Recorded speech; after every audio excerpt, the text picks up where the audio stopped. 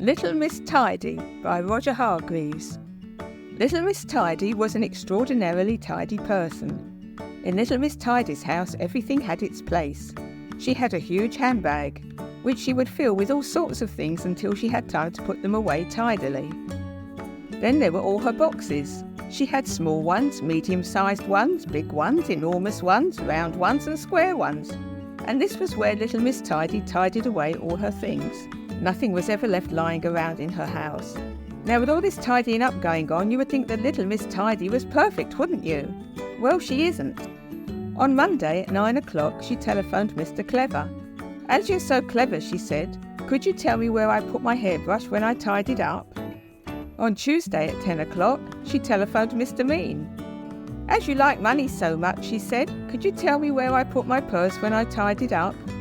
On Wednesday at 11 o'clock, she telephoned Mr. Strong. "As you like eggs so much," she said, "could you tell me where I put my boiled egg when I tidied up?" On Thursday at 12 o'clock, she telephoned Mr. Nosy. "As you are always poking your nose into things," she said, "could you tell me where I put my serving spoon when I tidied up?" On Friday, she didn't telephone anybody because she had tidied away her telephone and she had to run all the way to Little Miss Chatterbox's house. "As you love using the telephone," she said, "could you tell me where I put my telephone when I tidied up?"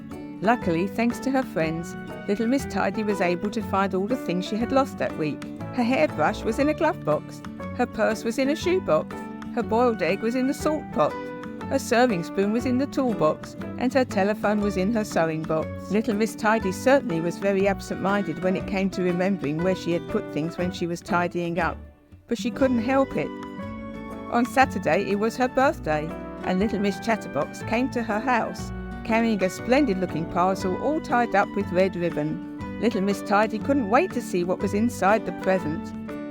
It was a notebook and pencil, the perfect present for somebody who lost things as easily as Little Miss Tidy.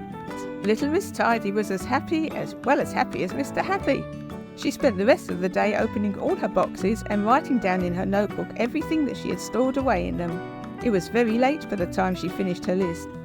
She went to bed very tired. On Sunday morning she woke with a start.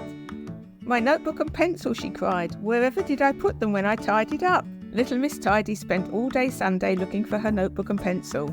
She had to open and close all her boxes again. And do you know where she eventually found her notebook and pencil? On her bedside table.